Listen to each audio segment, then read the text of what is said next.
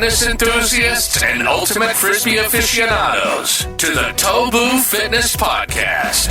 Your guide to elevating your game and mastering the art of ultimate frisbee through the lens of strength and conditioning. Whether you're a seasoned player or just stepping onto the field for the first time, this podcast is your one-stop destination for unlocking your true potential. This is the TOBU Fitness Podcast with your host, certified strength and conditioning coach, Justin Shelby. All right, what's up, everybody? Welcome to the podcast. This is my very first episode. It's a little weird talking on a podcast to start, I'm not going to lie. I'm used to the YouTube videos, I'm used to the Instagram videos where I can do a lot of the editing, but a podcast, obviously very different, right? Just setting up the mic and talking. And I think that's one of the reasons why I wanted to start a podcast. With the Instagram videos, you get about 30 to 60 seconds, right, to get a message across, which isn't a lot. So because of that, I wanted to start a YouTube channel where then I'd have a little bit more freedom to explain a lot more like the context behind things. But even with that, I mean, that's a lot harder than I anticipated, right? To get a message down to like 8 to 10 minutes of something pretty complex, right? I think that's something that a lot of people don't realize, right? When we talk about like vertical jump in Ultimate, you talk about just how to train in Ultimate in general, like getting that down to 8 to 10 minutes is actually pretty tough to get a very concise, easy to understand message. Not to mention like planning the visuals, all that stuff. That's a lot more difficult than I anticipated. So I think that's one of the reasons I wanted to start a podcast is just being able to set up the mic and just, ramble on about a topic in great detail. I think is something that I would want to do just to be able to get that stuff out there. And then I think that would be a really good kind of learning experience for a lot of people, because a lot of times like the tangents and the rants are where people learn a lot more of this stuff, at least when I have conversations with them. Right. So, that's one of the reasons I wanted to start the podcast. Kind of the goal with the podcast, again, is just to kind of expand the conversation a little bit deeper than what's on Instagram.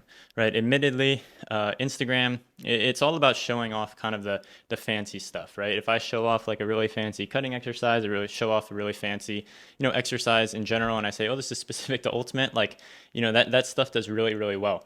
The posts where I go deeper into the science, those do not do as well. But I think that stuff is really, really important. So on a podcast, if I can expand on a lot of that, I think that'd be really cool.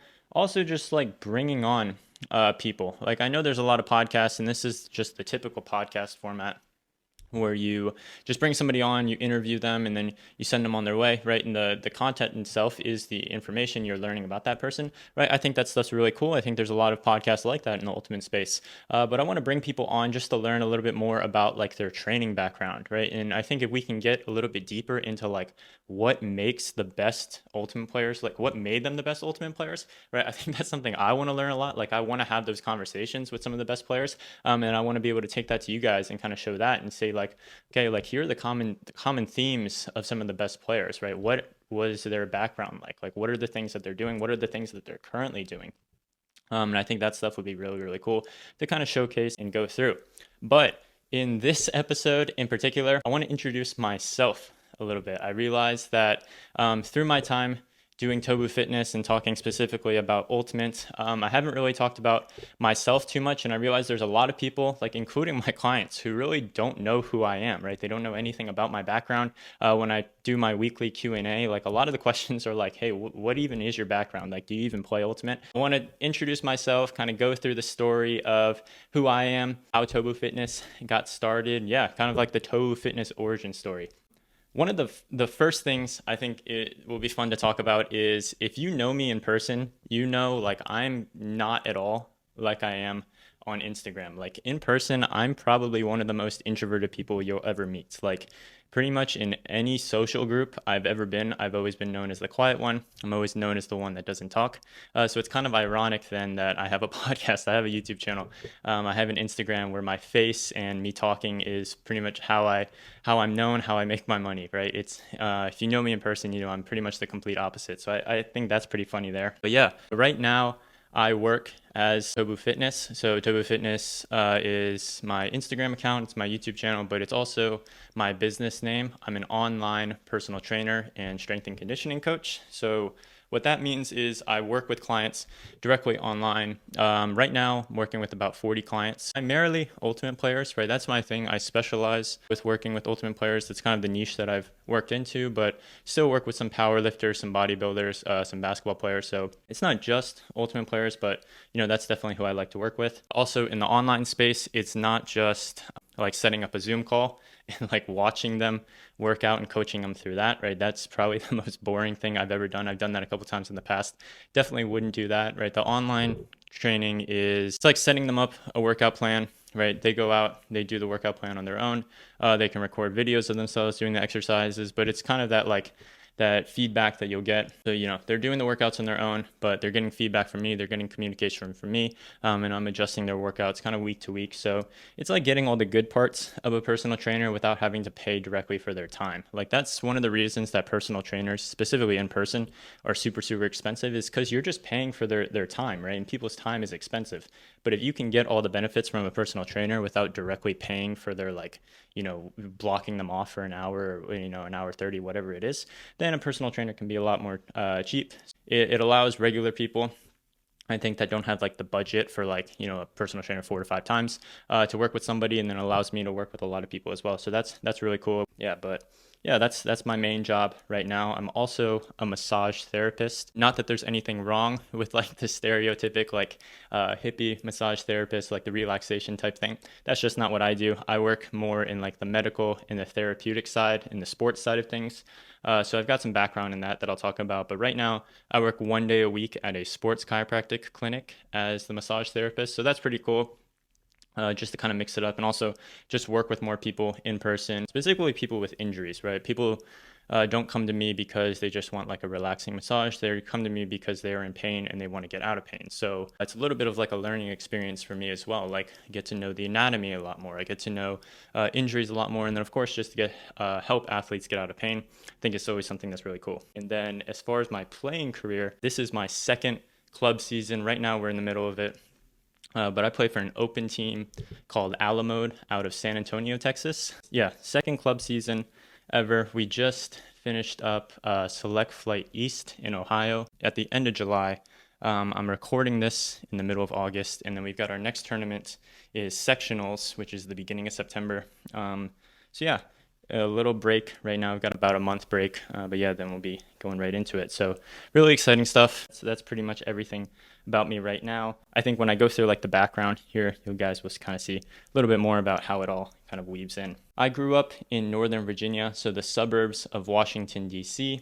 That's where I wasn't born there, but moved there from a very, very young age, and then went to elementary school all the way through college in that area. So that's where I consider home, is that Northern Virginia area. And as far as sports go, I started playing basketball at the age of 6. Basketball was like my first true love, really. Like I played baseball, soccer, like when I was younger than that, but like basketball was always the thing. There's something about it where it's so fast paced, right? It's not like, baseball where there's one play at a time. I think that's a little too slow for me. Like my siblings play golf, right? That's a little bit too slow for me. Soccer's a little bit too slow for me, but like basketball is so fast paced, so intense. And then when you watch the NBA and stuff, just like the high flying dunks, all those plays, like I think that's what initially really drew me to it. It's just like how intense it was, how fast paced and energetic it was. Like I to this day, I still love basketball, and I think that's one of the reasons. So yeah, I started playing basketball at the age of 6, played it up until high school sophomore year. Now, the thing about me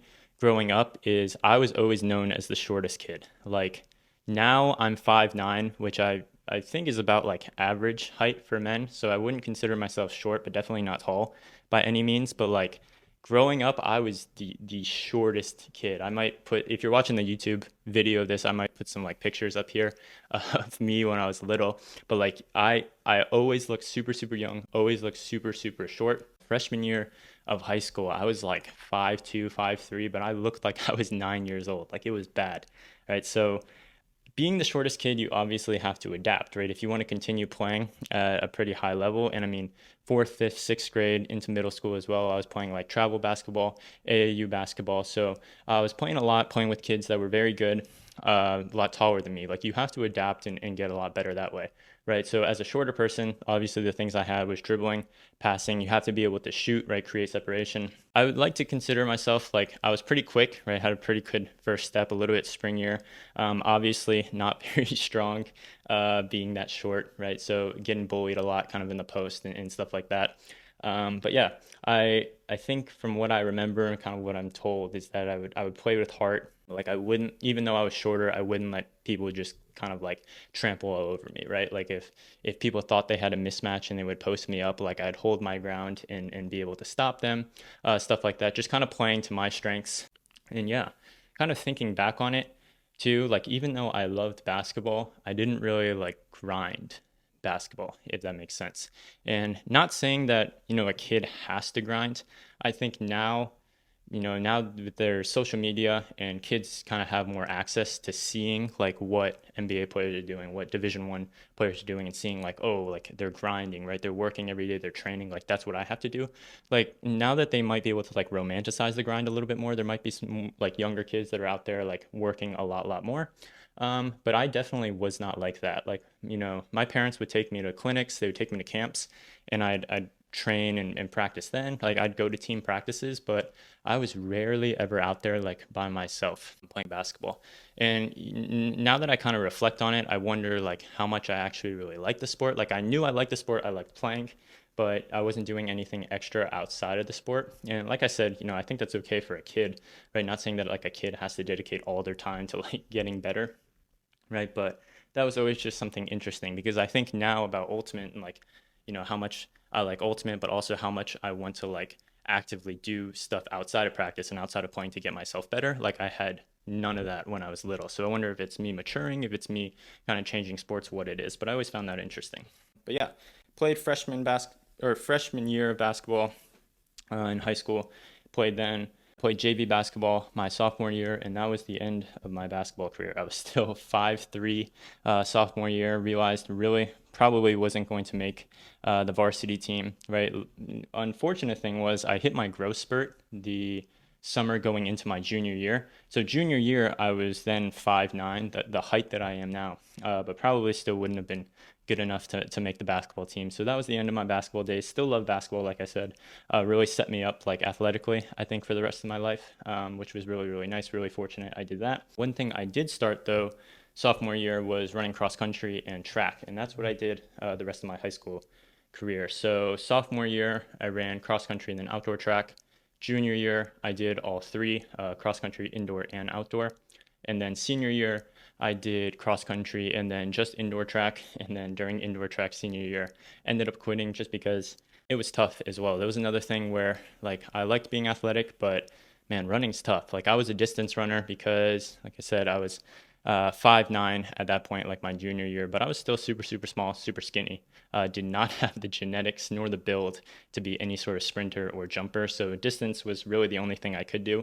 And distance is brutal. Like if you've been a distance runner, like it's not easy at all. Going out and doing 400s, 800s, mile repeats like day in, day out after school. Like if you don't like it, then there's really no point to do it. Like you're going to dread it every day. And that's kind of where I was at with it. I think I did it initially just to kind of build up the resume to get into college. And then the very beginning of my senior year, I applied early action or early decision, whatever it is, to George Mason University. Got in pretty quickly, like August or September of my senior year, right? So at that point, I was like, well, why continue doing track if I really don't like it? So stop doing that. But one thing I did kind of pick up towards the end of my senior year, which kind of leads into the rest of my career and stuff, is CrossFit. So the end of my senior year, sometime in that spring, I remember watching a documentary on Netflix called Fittest on Earth. It was about the 2015 CrossFit Games. And if you're familiar with CrossFit at all, there's the meme about CrossFit where CrossFitters don't stop talking about CrossFit. It's like vegans always have to tell you that they're vegan, right? It's like CrossFitters always got to tell you that they CrossFit. So that was really the only thing I knew about CrossFit at the time. And then I watched this documentary and I was like, holy crap, this is amazing. Like this is super, super intense, right? Because the CrossFit Games are like a competition of all the best people from across the world in CrossFit, and they go and compete all together. And it's people running like they would do running events where they were running times faster than like what I was running in track and, what good people in track were running. But then they were also going and lifting like 400 pounds, 300 pounds over their head. And it was just like the craziest things I've ever seen. And I was like, holy crap, I want to do that. Like that is really, really cool. So ended up getting into it a little bit myself, like doing the Murph workout. Some of you may be familiar with that. That's a really popular and a CrossFit workout that even non-CrossFitters do on Memorial Day. Right. But yeah, I was doing some of that stuff on my own, had a little setup in the garage. So I was starting to teach myself some of like the Olympic lifts, just getting into lifting a little bit more. And then going into my freshman year of college, I was really, really getting into CrossFit. Like I joined the CrossFit gym and started doing a lot of that stuff. And I guess that kind of leads me into what I did for college. So I went to George Mason University, which is also in that Northern Virginia area. So I didn't leave home to go to school, which looking back on it, not really sure how I feel about it. Maybe I have to, get older, get a couple more years out of college to really, think about that decision. Right. But yeah, I didn't leave home. So I commuted, whereas pretty much all my friends moved and they went to college somewhere else and, they were staying at the dorms and stuff. So everybody that I knew kind of in my town and, area that I was living was gone. So I was pretty much just kind of hanging out by myself. And like I said, as an introvert, like I kind of like that. I like doing stuff on my own, and I was staying busy, right? I was going to school, I was going to class, like I could meet people at school, but I had a ton of time. So I was really kind of diving into like CrossFit. And then when I wasn't doing that, obviously like doing school and stuff. I started off as a business major because I really wasn't sure what I wanted to do. New business was like a safe choice, right, after talking to some people. But then after really, really thinking about it, like I did not see myself sitting at a cubicle behind a desk, like 9 to 5. Not that there's anything wrong with that, but that I really just did not see myself doing that at all. So I decided to go into the thing that I really, really enjoyed at that time, which was kinesiology, exercise science, right? Like I knew I liked sports. I'd always played sports. I could see myself doing stuff with sports, and I was actively in lifting and in CrossFit at that time. So I was like, it just makes sense that I would kind of study this stuff. So yeah, that's pretty much what I did for a couple years, right? Just getting really, really into CrossFit, really into lifting, and then just continuing with school. Now, one thing I did do during that time as well, keep in mind, I was 5'9", 130, right? Like 130 pounds. So that was coming off of like track and cross country. So I got to about average height, but I was very, very skinny. In CrossFit, right, it's a strength sport as much as it is a cardio sport, right? And when you weigh more, when you have more muscle, you can generally lift more weight. Now, CrossFit's not a sport that has weight classes. So the dudes that are heavier are competing the same way against the dudes that are lighter, me, right? So I knew I had to get a little bit heavier. I had to put on more muscle if I wanted to be competitive at all at a high level, like I kind of aspired to do. So I bulked up to 180 pounds. And that was a really, really tough time. Not in like that it was bad. It was just that was very, very difficult. There was a 6-month period where I'm not exaggerating. I ate 6 cups of rice and 2 pounds of ground beef every single day. Like no exaggeration, 6 cups of rice and 2 pounds of ground beef every single day for 6 months. And I broke that up into 3 meals, right? So it would be whatever it is, like 2/3 a pound of beef and 2 cups of rice 3 times a day. Each meal would take me like an hour to eat because it just got so disgusting. There was one day where I was like dreading eating so much that I was just like, forget it, I'm going to blend this together. Not thinking at all. Like I mixed pineapple juice, strawberries, and ground beef into a blender. First time I was able to get it down, I was like, that's crazy. I got that down in like 40 seconds. Now I don't have to eat for an hour. Right. And then the second time I did it, I threw up because it was so gross. But yeah, that's what I did. So I got up to my goal weight, 180 pounds. I was pretty fat, but also pretty muscular. And my strength numbers were going up a lot. Like I was lifting a lot more than I ever had in my entire life. Like that was my peak strength. And yeah, that was kind of a fun time, but definitely like a really weird time now that I think back on it. Yeah. And then in 2019, I guess this is the end of my sophomore year. I took a little break from lifting for about 4 to 5 months. Right, took a little break from lifting, exercise, all that stuff. Ended up losing 20 pounds. So like I said, I was really fat during that time where I was 180. So losing that 20 pounds was pretty much just all the fat. So I got down to 160, which is what I'm at now. Yeah, I feel like it's a pretty normal weight for me now. So 160 pounds. So this brings me into the fall of 2019. So this is the fall semester of my junior year, the first semester of my junior year. Instead of CrossFit, I got more into like weightlifting. It's also known as like Olympic weightlifting. You don't have to actually compete at the Olympics for it to be called Olympic weightlifting. That's just what it's called. The clean and the snatch, like instead of powerlifting, which is like squat, bench, deadlift. Right. So yeah, I got more into like Olympic weightlifting because I thought that stuff was really, really fun. Like I still wanted to get into the strength side of things. I was doing that, which was like, the fun part of CrossFit without like all the cardio and like the killing yourself with the conditioning, like laying on the floor because you're so tired every workout type. Like I like the lifting, but not that much. So yeah, I was just doing the Olympic weightlifting. And then fall of my junior year, so the same semester, is also when I got introduced to Ultimate Frisbee. So this is where kind of the story really, really begins. So that year, me and my friend decided to go to like the college club fair thing. Most colleges do it at the very beginning of the year. All the clubs have like a little fair where they have a table and they're trying to recruit people and just kind of showcase themselves, so then people that are interested can kind of join these clubs. So I went to that, just walking around looking at all the different groups, and I saw the rugby group. And keep in mind, this is me coming off of like my peak strength, like phase in my life, right? So I was like, oh, rugby, that's cool. Like I can hit people, like I can kind of try to be strong, and I have a little bit of conditioning, so this might be good for me. So I was talking to the guy at the rugby table, and the table right next to it, there's these kids throwing a Frisbee. Some skinnier kids, right? Not as big as this dude that's talking to me with the rugby table, but it's these Frisbee kids, and they're like, hey, why don't you come talk to us? We're Ultimate Frisbee. We have a practice like, coming up on Tuesday or, whenever it was. Why don't you come on out? And, I thought about it and I was like, that sounds pretty cool. Yeah, I'll go out. I don't really remember like what actually drew me to it. Like thinking back on it, there wasn't anything like magical about Ultimate Frisbee in my mind at that time that like drew me to want to go. But for some reason, I just went to that practice. And probably one of the best decisions I could have done, obviously, because I went and I had a really, really fun time.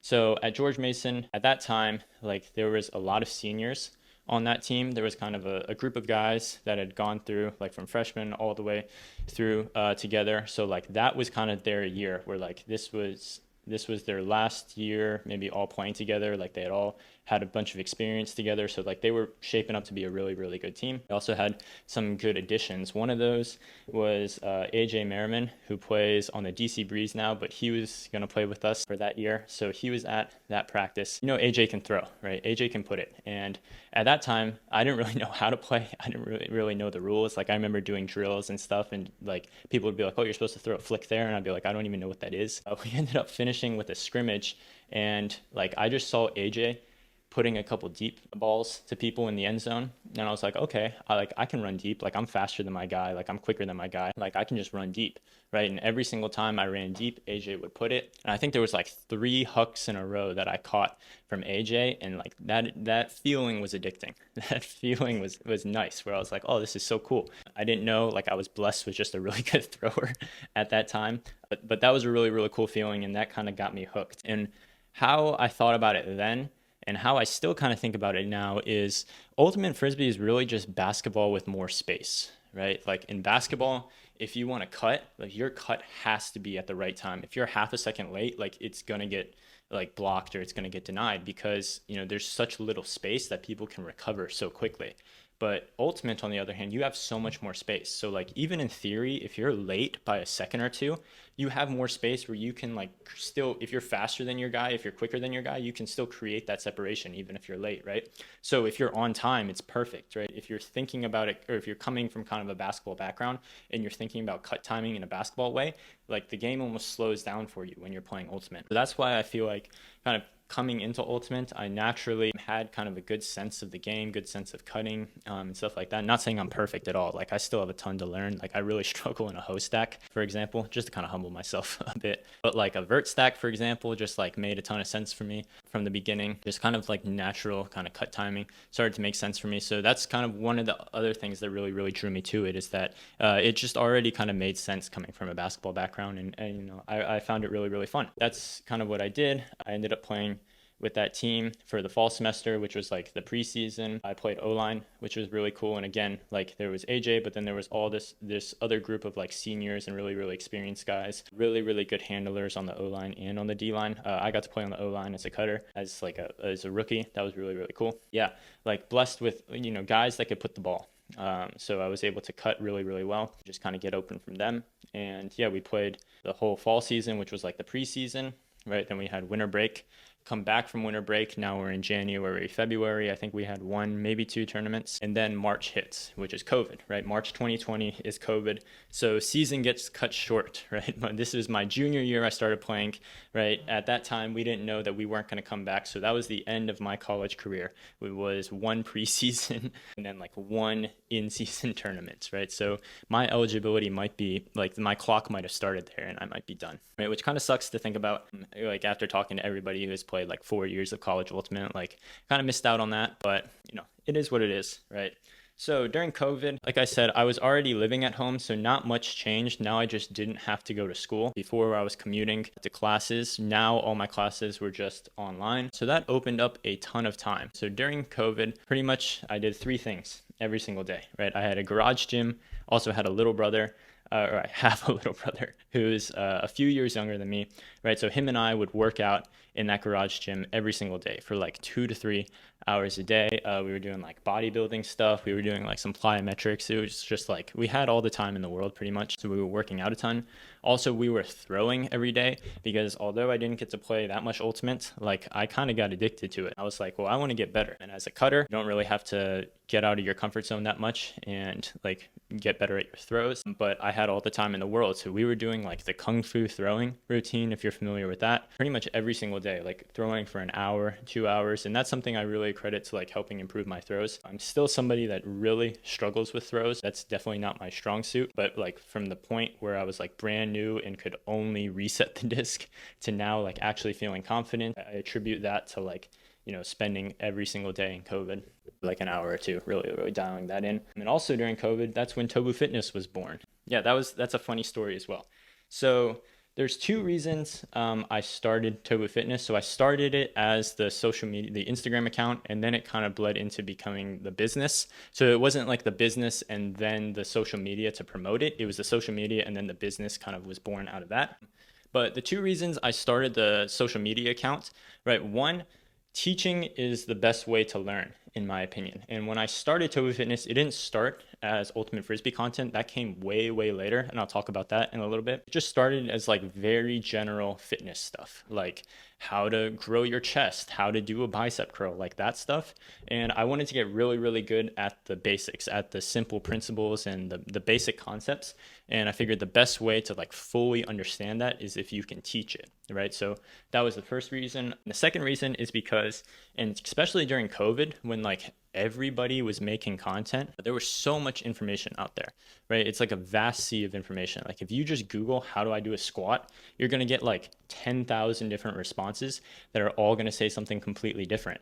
So my thought process was, what if I can provide people with something a little bit more comprehensive, more easy to understand information that's like kind of a roadmap for how you should approach lifting if you're new, if you're confused, if you're trying to get into it during COVID, right? Just kind of providing a little bit of guidance in like a very, very confusing realm, which is like exercise and exercise science at that time. I was doing a lot of like educational content, nowhere to the capacity that it is now, but I was doing like, just those regular like infographics that you'll see. I was making those pretty much every day. I was selling programs on Reddit as well. Funny story about that. There's some subreddits where you can sell your services for like very, very, very cheap. So at one point I was selling like custom workout programs that were custom to like your goals and the equipment you had for $5 on Reddit. And I remember one time posting that post at night, and then waking up in the morning and having like over 200 responses of people wanting programs. So I think off of just that one like very, very simple post where I was selling very, very simple programs, I made like over $1,000. And I was like, okay, this is something that could actually be like legit. Not that business model, right? I'm not going to sell $5 programs forever. Just the idea of like online fitness coaching and selling programs and stuff is something that could actually become a business. So from there, I was able to get some of like my first one-on-one clients. Yeah. And then that kind of bled into me creating the business. So again, wasn't working with ultimate players at that time, but I was working with just some regular people who wanted to stay healthy, wanted to gain a little bit more muscle, things like that. And TOBU Fitness was always kind of on the back burner at that point. Like because I had so much time during COVID, I was making those daily posts, but never really intended for my client base growing so much that it ended up becoming my full-time gig. So I had a client base where I was able to still continue with school, still continue with like any jobs or anything like that. But it was just kind of working with people online in the same format that I am now, which was pretty cool. So yeah, was just doing that. And then that eventually led into my senior year of college at George Mason. And the thing with kinesiology or exercise science is it's a field that's very much based on experience. With exercise, the theory component of it, like it can only really take you so far. I know that's like the quote from Oppenheimer. I didn't mean to do that, but yeah, like the theory and stuff can only take you so far, where you can learn the stuff in the textbook, but how can you actually apply that to a person that wants to get better? Or how can you actually apply that to an athlete? I saw a post about this on Reddit not too long ago, where somebody asked, like, what's the best ultimate frisbee specific workout program out there? Because there's a lot of different competitors. And somebody replied that you want to look for a trainer that has like the most amount of certifications. And I really don't agree with that, because what a certification is somebody took information, had you learn that information, and then you had to complete just a test for it. It's a business at the end of the day. Somebody's selling you this information. You can be really good at like knowing that information and, you know, knowing the correct answer on a multiple choice test, knowing the correct answer on a true or false test, but like, can you actually apply that information to an athlete? Can you actually use that information to get somebody better, get somebody to their goals? There's a gap there. In order to bridge that gap, you need experience. So I'm not saying certifications are bad or like, you know, validating not having certifications. I have, I think, 3 or 4 certifications, but I don't value them as much as experience. I think a lot of coaches, a lot of trainers probably also feel the same way. Just working with athletes, working with clients is going to be far more valuable than like a lot of textbooks and the tests and certifications, that information. That was something that was really cool with my senior year at George Mason is the program incorporated a lot of internships. So I had to do 4 internships as part of my program. I did 3 of those internships at the same place. So it was just kind of like continuing the amount of time I was doing it at that one location. So I was at a powerlifting gym for about a year doing my internship there. There I worked with powerlifters, obviously. Also just worked with like some general people, general population, but then also with a lot of kids that were like athletes, right? So soccer players, basketball players, hockey players, like things like that. Just working with all of them, kind of creating workout programs for them, coaching them through it. That was really, really cool because I got to work, you know, it wasn't like a big kind of group setting. I think that's where a lot of the internships at my school were like that, where people were going in and teaching like a boot camp or something like that, which again, nothing wrong with that, but like actually being able to work one-on-one with somebody and creating them like a custom plan based off what they needed. I think that was very, very valuable because there's a lot of trial and error that kind of goes into that. I think being a part of that process like allows you to really learn as a coach, like what works, what doesn't work and stuff like that. I also did a internship at a sports recovery place, so like a cryo place, which was a complete waste of time looking back on it. But the one thing I did learn from that internship was I met the massage therapist there.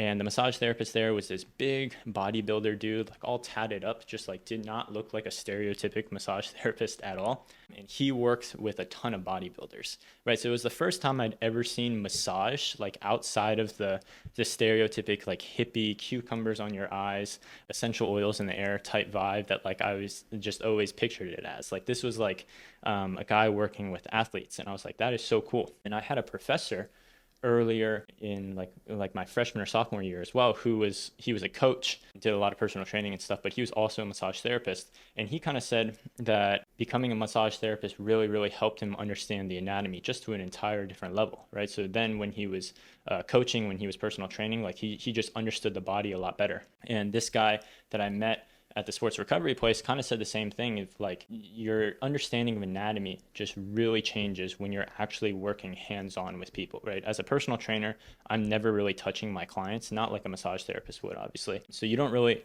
like you only really can visualize the body from what you can see and what you can see in a textbook. But as a massage therapist, you can literally touch the muscles, touch them, see how they move, see how the joints move, and you just get a better understanding. So that was something that really, really interested me, and also just the ability to like work with athletes even more. So I ended up going to massage school my senior year keep in mind, again, this is COVID and I was living at home already. So most of my time going to class was just the commute. So since I didn't have to commute to class, right, I was only maybe taking 1 to 2 hours of classes each day. Like I had so much time opened up that I could then go to massage school as well. Like it all fit into my schedule and it wasn't too much. So I was doing like evening classes there. And then I did one more internship at a sports chiropractic office, which was really cool. At that time, I thought I wanted to go into physical therapy school. So I was like, oh, this is great to start to just get some experience, just to start to build my resume a little bit more. He was the head chiropractor for all DC professional sports. So like the Redskins are now the Commanders, right? The Washington Nationals. He worked with some of the Washington Wizards players. So like he was a really cool guy. And he had a clinic where he has a bunch of doctors working there. They had just started like a sports rehab program where after people saw the chiropractor, like they got their backs cracked, they got adjusted and worked on, things like that, then they would come see me and one other intern, and we would take them through some like rehab exercises.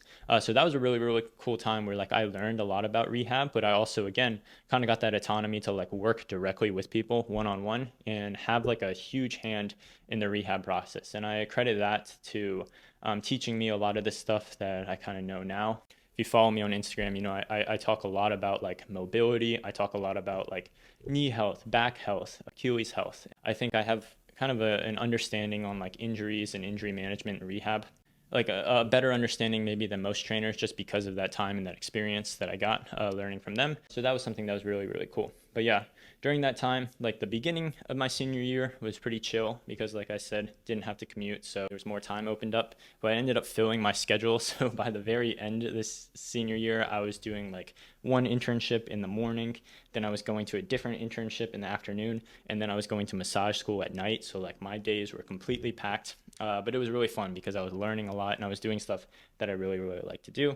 I did that through the rest of my senior year, and then I was able to graduate from massage school and from college at right around the same time, that spring of 2021. So then that leads me to the next part, which is I thought I wanted to go to PT school, and PT school is pretty expensive. So if you go to a private school, it's somewhere around like, you know, it's over $100,000 in tuition, which is a lot. But if you go to a state school, then it's a little bit more manageable. It's usually like $30,000 to $40,000. And the cheapest state schools are in Texas. So I moved to Austin, Texas this summer of 2021. That's where I am now. My plan was I was going to stay here, work for about a year, qualify for in-state tuition, and then start applying to PT schools. So that's what I did. I moved to Austin. I was working at a sports chiropractic clinic for a pretty long time. Eventually left that clinic and moved to a different sports chiropractic clinic, which is the one that I'm at now, working as a massage therapist. Just kind of working, getting ready for physical therapy school. Eventually realized that I didn't want to go into physical therapy school. I realized that while working in these sports chiropractic clinics, like I liked working with people once they were out of pain. I was like always excited for like, okay, once you're out of pain, we're going to start doing this stuff that looks a lot more like strength and conditioning, looks a lot more like training.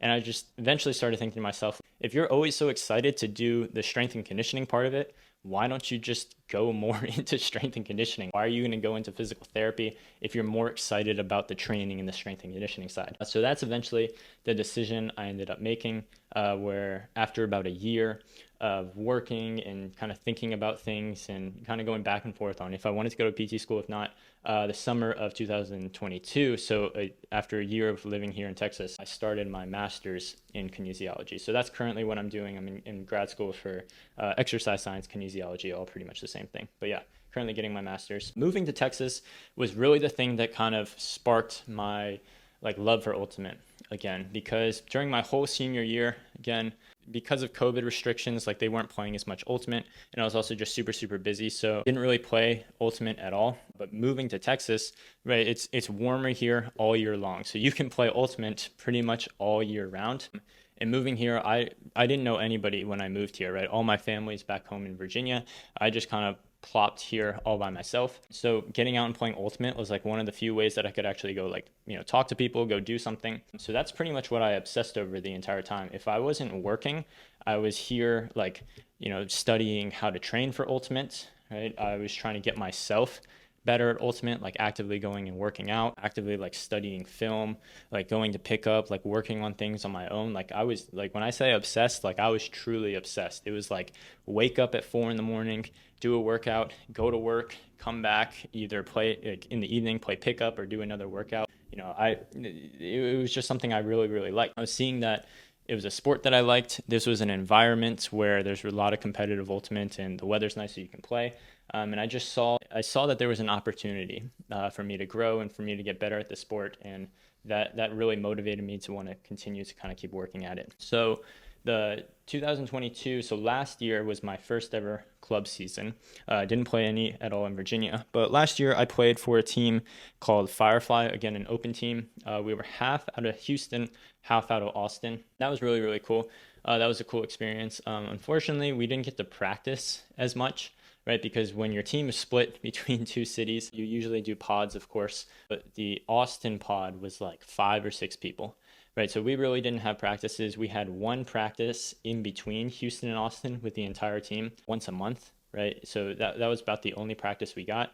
But pretty much every single tournament was a learning curve for our team because we would all get together for the first time since the last tournament, essentially. Try to the first couple of games we were just, feeling things out, dusting off the rust and stuff, and then kind of going from there, having lessons to think about, but then we'd kind of go into the next tournament with a lot of those kind of same things. And I think that was just honestly from a lack of practice, more due to like logistics than anything, right? There's only so much you can do when your team is separated between two cities like that. Yeah. But that was really, really fun. We ended up making regionals. So we were a team that was like right on the edge of if we were going to make regionals or not. In the game to go to regionals, we won on Universe Point, which was really cool. I went to regionals, got second to last place, which was tough. But again, it was a fun opportunity. My first ever club season, being able to play at regionals against a lot of like high level teams. That was something that was really cool and kind of taught me a lot about myself as a player. Right. Again, I was an O-line cutter at that time. That was kind of my strength in college, and then that was my strength last year as well. It's like I was able to get open, and we had good throwers, right? So I could go deep, I could go under, but I was always a receiver for them. And then kind of reflecting on it after that season, realized that I needed to improve my throws like a lot more. I needed to be more of a threat with the disc if I wanted to actually like take my game to the next level, right? Because it's one thing to always be able to get open, right? But if you get open, you get the disc and you can't do anything with the disc, like a defense is immediately going to know how to stop you. But that's kind of always been my goal. It's my continued goal, but it was specifically after that season, it was just continue to work on my throws, continue to be more of a threat with the disc, and it's something I still kind of think about. Yeah, that was my reflection after that season. And then after that season, I wasn't sure if I was going to play with that same team again. It was just kind of feeling things out. And then kind of how I got recruited, quote unquote, recruited to the next team has to do with how TOBU Fitness, as we know it now, was born. Summer of 2021 was my club season, or last year's club season, but summer of 2022 was that club season with Firefly. But summer of 2022 is also when I restarted TOBU Fitness. So the very first time I started TOBU Fitness, like I said, it was kind of on the back burner. I was doing like these posts, but they were just about like general fitness, and it never really took off, right? So I ended up quitting and just deleting that account pretty soon. But then I started it back up in summer of 2022 mainly because they started like Instagram Reels at that point, right? So the first time I started it, there was no Instagram Reels. So it was only those infographics and like carousels. Now they've got Instagram Reels. So I made a video about just a very basic exercise and I posted it. And the very first one got 2,000 views. And at that time, that was absolutely insane to me, right? Because the first time I made TOBU Fitness, getting like 200 views was like a dream come true. And now this one random video got 2,000 views. My mind was blown. I was like, this can be something, right? So I started really, really getting into it, making a lot of Instagram Reels. And again, never really took off. Now, it was doing better than the first time I did TOBU Fitness, but it never took off. Like, I think we were right around like 300, 400 followers the whole time, like each video not doing too well. And I was still doing like the general fitness stuff. So again, like here's how to do a bicep curl, here's how to do a pull-up, right? Nothing wrong with that. It wasn't the thing that I really loved to talk about. And eventually I kind of got to that point where I realized that it was like I was studying Ultimate on my own. all the time for myself, right? I was studying, how do I get faster? How do I jump higher? How do I improve my quickness? Like I was studying game film, I was studying very specific movements and like breaking down the biomechanics of it. And then I would turn around and make these like posts that I didn't really care about for TOBU Fitness. And then eventually I was like, why am I not just taking all the stuff that I'm studying and then just making posts about that? So December of 2022, so this past December, is when I started making Ultimate Frisbee content, right? Literally exactly the stuff that I was studying, or the kind of the lessons that I taught myself over the past year and a half. I just started making posts about that. And I told myself at that time, like, just post every single day. I had a friend kind of helping me out, just helping me stay like accountable, right? But just posting every single day. And that's when things really started to take off. I credit that to mainly the Ultimate community, just being really, really cool, right? Like very, very supportive. I think there was something new, like to have that much content kind of coming out about something a little bit different, like how to train in the context of Ultimate Frisbee. Again, I think that was kind of, there was some novelty to it, right? It was something kind of new. But yeah, posting every single day really, really helped it grow really quickly. And then the Ultimate Frisbee community is very welcoming. So a lot of people were very, very supportive of it. And yeah, it grew to kind of what it is now. After just a couple months, so like March of 2020, I was able to stop working at the chiropractic office that I was at every day of the week. So I dropped down to just one day a week. So then I could focus on TOBU Fitness full time. So in just 3 months, I was able to go full time on TOBU since switching over to Ultimate Frisbee. So that again was really, really cool. So thank you to you guys for watching and supporting that, because that's really all due to you guys, and that this whole process has been really, really awesome. And yeah, so that's kind of how TOBU Fitness has been. We've been full time TOBU ever since then. So the last like 5 months, and just kind of continuing to grow. Some of the other side things that I've done in that time. I was able to become the massage therapist for a Division I track team kind of in the area here, pretty close to Austin, Texas. So for one indoor track season, for a couple months, I was traveling with them, just going to their meets and being their massage therapist. So kind of the morning of, helping them like stay loose, and then at the meet, actually helping them stay loose if they've got any pain, just kind of dealing with that. And at night, just getting them like recovered and feeling ready to go for the next day. That was really busy, a lot of travel, but that was something that was also really cool and fun to do, right? Working with athletes directly, also just being able to like observe Division I sprinters. I think seeing people that are that fast and like seeing how they move, how they accelerate, like it's one thing to watch a video of it. Like when I watched like the 100-meter sprint at the Olympics, like you can kind of see how Usain Bolt and some of those other guys like move, and you can study that. But also just seeing it in person is a completely different thing. That was something that was really cool. Like I learned a lot about just the human body, and was able to carry over a lot of that stuff to Ultimate. And then something that was pretty funny is Alamode's team captain.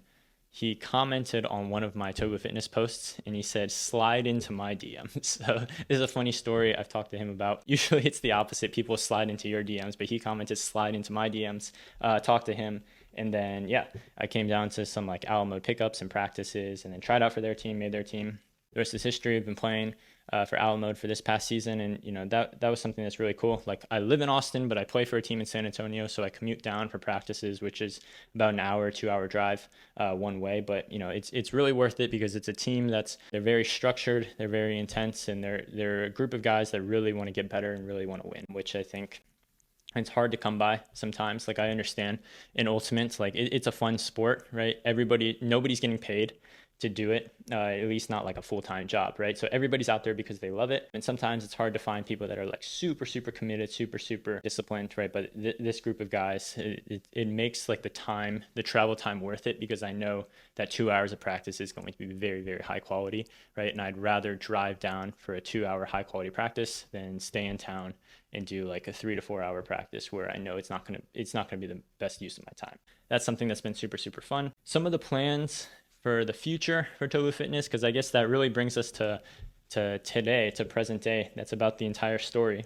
Some of the plans for the future, right? I have some in-person camps that I want to do. That's kind of some of the ideas. So if you're listening to this and that's something that you think like, you know a lot of people that might be interested in that, feel free to DM me. That's something I'd like to set up. Definitely have some programs coming out soon as well. Like, I know the one-on-one coaching isn't something that's for everybody, right? Sometimes it's, it might just be too much and you're looking for like a very specific thing. So I've got some programs that are coming out just so I can, be able to work with everybody to some capacity. So that's definitely coming out in the future. And then as far as me as a player, right, just want to kind of continue playing at the highest level that I can. I love to train, love to kind of keep getting better at the sport, and I'm going to keep trying to do that for as long as I can. So yeah, that is pretty much everything. That wraps up episode 1. Like I said, a very, very different experience than how I usually create content, but this was pretty fun. Hopefully you enjoyed this video or this podcast. Hopefully you enjoyed listening. And if you're watching this on YouTube, in the comments, feel free to put in any topics that you'd like to, hear in the future. If there's some things that you want me to cover. If there's some guests that you would like me to bring on, definitely reach out to them if you put them in the comments. But yeah, just let me know your thoughts, so I'd love to hear them. But otherwise, thank you guys very much for listening. Have a good rest of your day. You've been listening to the TOBU Fitness Podcast. We hope you've enjoyed the show. If you did, make sure to like, rate, and review. We'll be back soon. But in the meantime, hit us up on Instagram and YouTube at TOBU Fitness. And to get info on one-on-one coaching and training programs, hit the website at TOBUFitness.com. Thanks so much for listening, and see you next time on the TOBU Fitness Podcast.